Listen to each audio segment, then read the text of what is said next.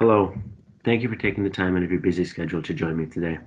My name is Jeremy Clarke, and I am the Technology and Learning Platforms Consultant here for Pearson Clinical Assessment Canada. I'm joining you from my home office, like many of you, and I'm trying to find creative ways to achieve work-life balance. Before we jump into the content for today, I'd like to express my deepest thanks and appreciation for those that continue to strive to find ways to help those in need. From our healthcare workers to our grocery clerks and all the professionals in between, it is you who we need to applaud. Thank you for continuing to find ways to help those that need it most.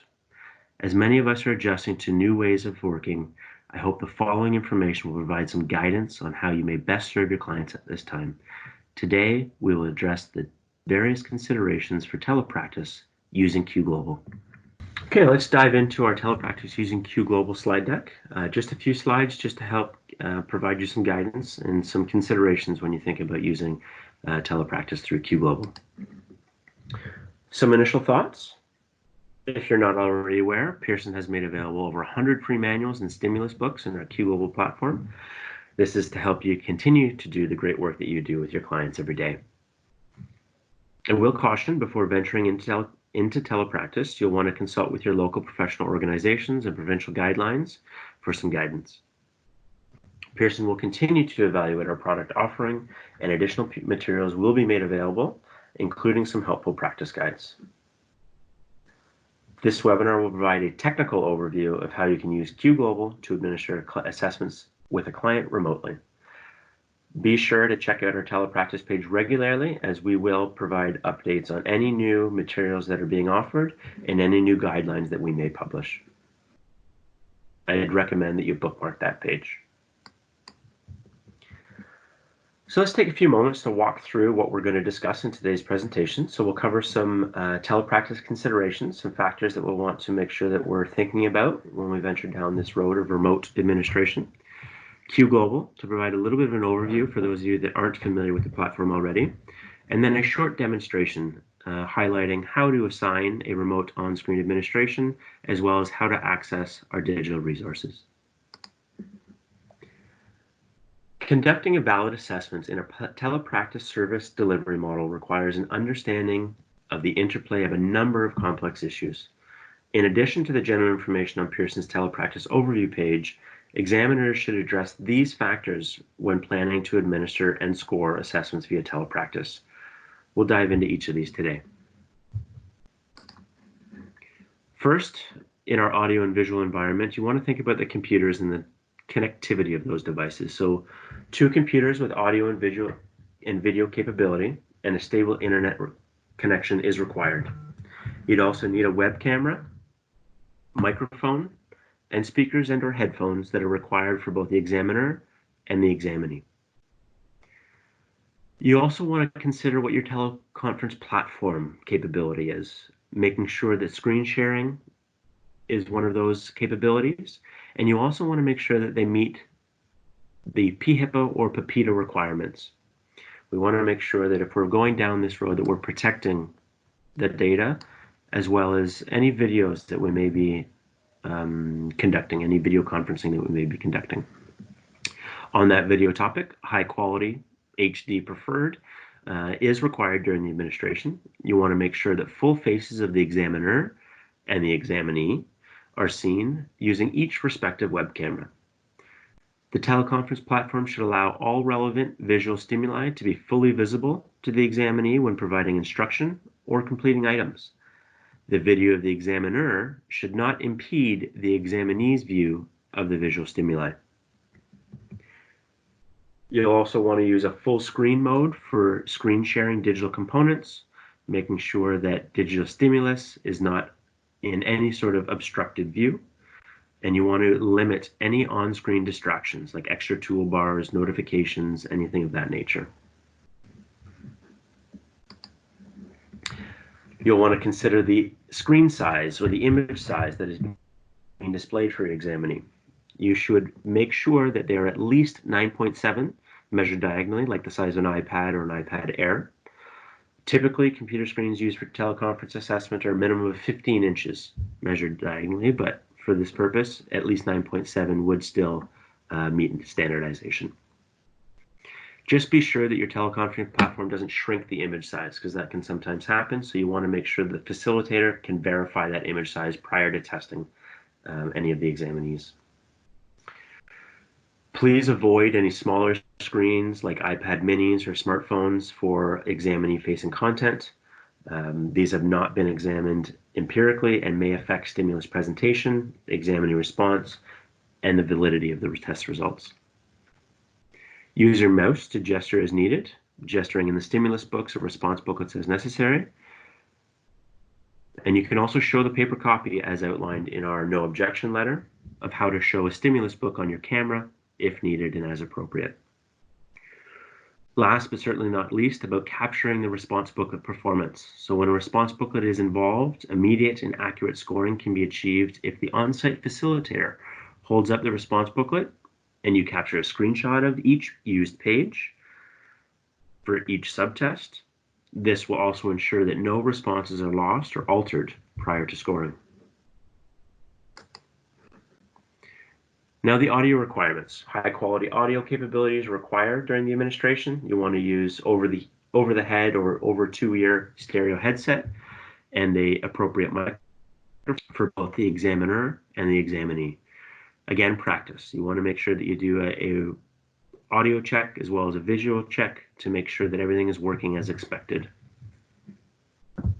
Testing the audio may include an informal conversation prior to the administration where the examiner is listening for any clicks, pops, or breaks in the audio signal, anything that may distort or interrupt the voice of the examinee or the examiner. The examiner should also ask the examinee and facilitator if there are any interruptions on their end, making sure that there's no distortion or interruptions in the audio signal. As with any testing session, make sure the examinee's environment is free from distractions, including pop-ups or other windows. Ask the examinee and facilitator to close all applications on the computer, laptop, or other device, and to silence alerts and notifications. This will just ensure a smooth and fast performance. Last, but something that's shouldn't be overlooked, is your lighting. Establish good overhead and facial lighting for the examiner and the examinee. You want to make sure that you can see each individual through the teleconference setup. Close blinds or shades to reduce sun glare, and of course on the faces on or the computer screens themselves. Practice. Again, practice is going to be key here. You want to make sure that you have adequate time to practice for your telepractice setup before you're administering with any examinee. Practice the mechanics, the workflow of every item, the entire test. Make sure that the teleconference platform is something you're familiar with and that you could adhere to administration procedures as best that you can. I would recommend using a colleague or a partner, a sibling, or maybe a son or daughter that's at home, and use them as that practice examinee so you can go through a few iterations before you're sitting down with a live client. Follow the administration procedures of a traditional administration as much as possible. For example, if a spoken stimulus cannot be said more than once in a traditional administration, do not say it more than once in a telepractice administration. Again, you want to make sure that your voice is being heard loud and clear prior to going through and starting an official administration. This way you can be confident that they heard your instructions the first time and you won't have to repeat any of those instructions throughout the administration. The on-site's facilitator role in a telepractice session is largely going to be to manage those audiovisual needs and the materials. Train that facilitator to troubleshoot those audiovisual needs. Some things may arise during the testing session, including your camera angle, the lighting, audio checks. Those sorts of things you may want to have to adjust throughout the administrations to be sure that your facilitator is comfortable and able to do so. Inform the facilitator that they must sit unobtrusively and silently out of the examinee's view when they're not actively engaged in his or her role. I think it's important to outline that role for not only the facilitator, but also for the examinee, so they may know when they may step in and assist and when they can't. As with any testing session, again, making sure that all the distractions are free. Be prepared. Make sure the examinee is prepared as well. You want to make sure that the examinee is able, well rested, and ready to appropriately and fully participate in the telepractice test session. Again, make sure that that facilitator understands their role.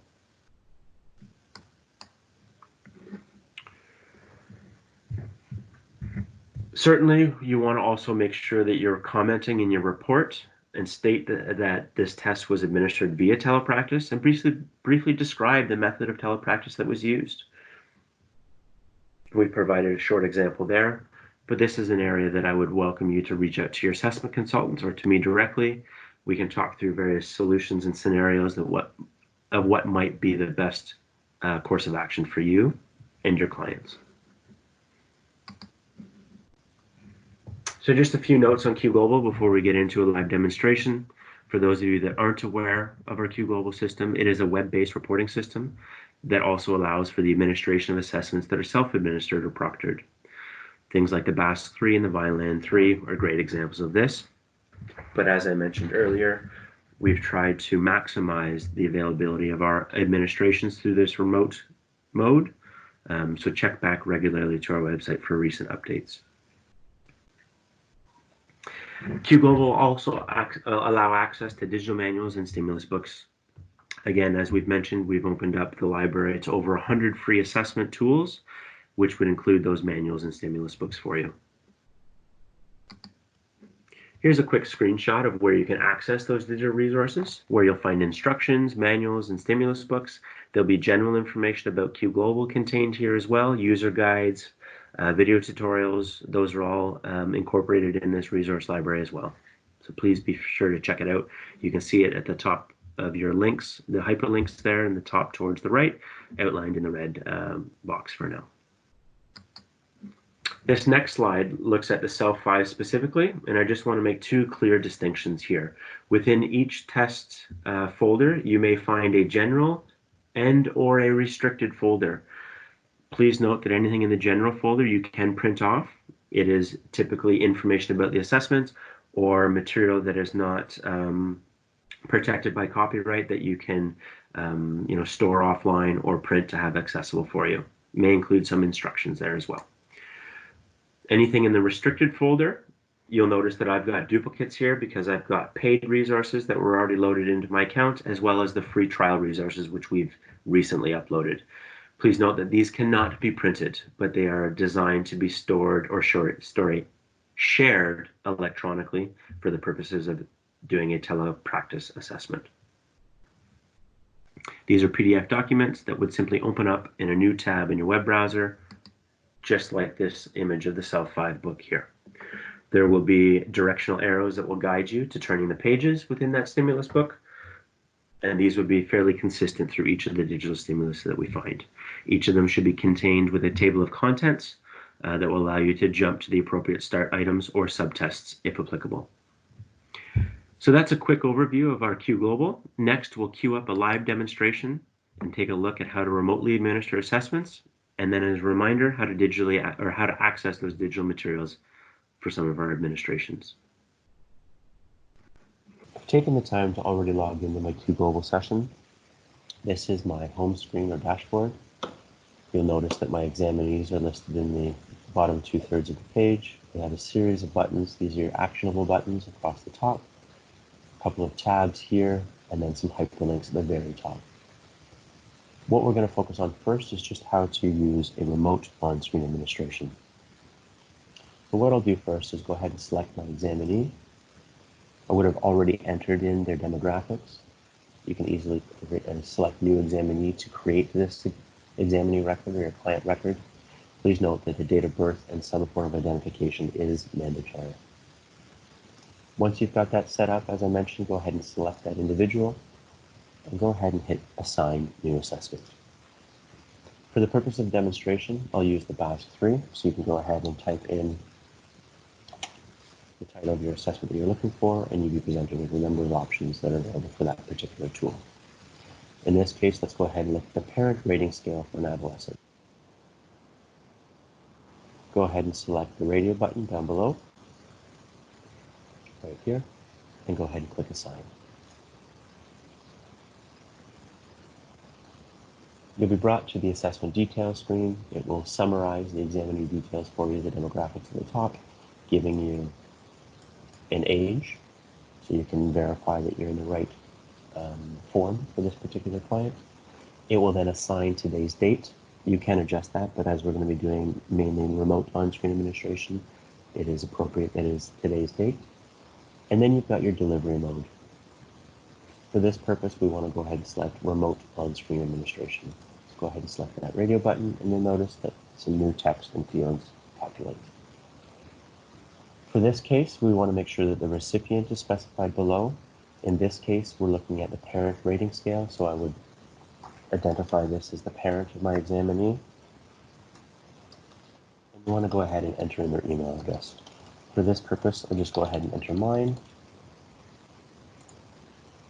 And then you can also add another email address to the bottom for notification.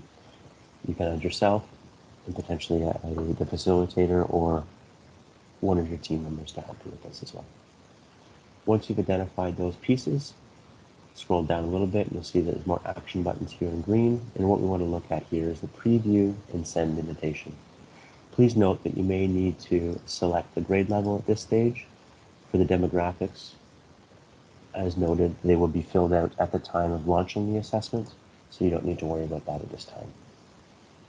So let's go ahead and preview and send the invitation. So it'll bring you in to the assessment invitation email. The system will pre-populate the email template that is most appropriate for the rating form or questionnaire that you're sending out, or for the action that you're taking. Please note that you can customize this as much as you need to.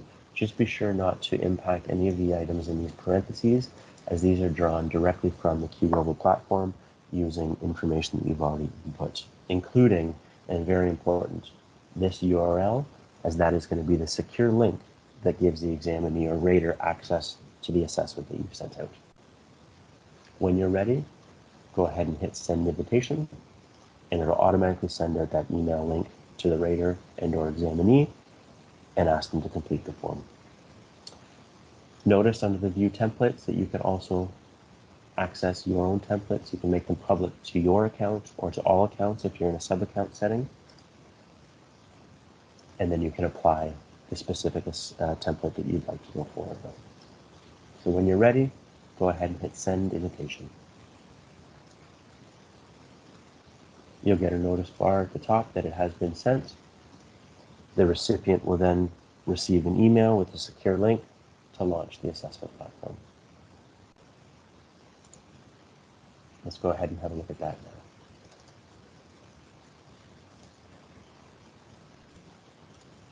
now.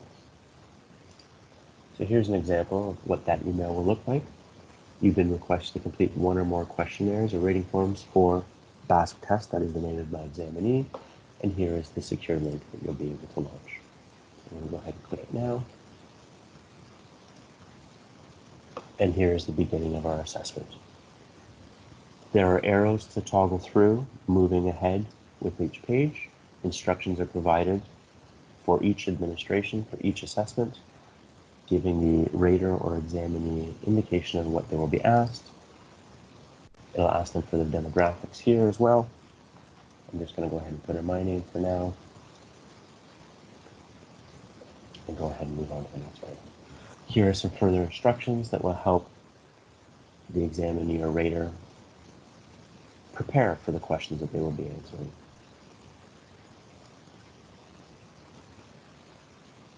I won't go ahead and complete all of this, but I want to give you an idea. Most times there are about 10 questions per page. If they do not answer all the questions, they will be prompted. Please mark every item if you don't know or unsure of the response and give your best estimate. So they won't be able to continue without providing a response to you. So there's a quick overview of completing a remote on-screen administration. Let me jump back into my Qglobal space. I'm going to go ahead and hit the home button. And I want to just remind you where to find those resources in our resource library. So we'll go ahead and click the link at the top, resource library here. It will populate this tiered listing of all of our different assessments available. There are some great information, user guides, training resources, quick reference guides in the About Qglobal, so I would welcome you to take a look at those before going down and looking at the specific resources for the administration of assessment. For the purpose of this, showcasing the resources that are available, I'm going to go over the SelfLife. Notice that we have both the general. Again, these can be printed, and then in the restricted. Anything under the free trial, you can certainly open up here, but you would not be able to export or have printed available. But simply go ahead and click on it. Let's take a look at that digital stimulus book. Notice that it opens in a new tab. So if you have your pop-up blocker turned on, just be sure to add an exception for Qglobal so that it may open up these resources for you. Notice that you have the ability to use the search functionality. You can go into a page reference and jump ahead. You can use the find and search field to find keywords if you're looking for something specific. In a stimulus book, you're likely just going to be going forward and navigating using these arrows. In most cases, we've provided a hyperlinked table of contents for all of our stimulus books and or manuals. This allows you to jump into the right subtest as well as the right starting point for your examinee. So let's take a look at word structure, for example. Notice that it reminds you of the age, demos, and trials. Word structure, we'll go ahead and hit the tab at the bottom, and we're right into the stimulus. So again, here's the demo item, trials 1 and trials 2, another demo item, a second demo item, and one more.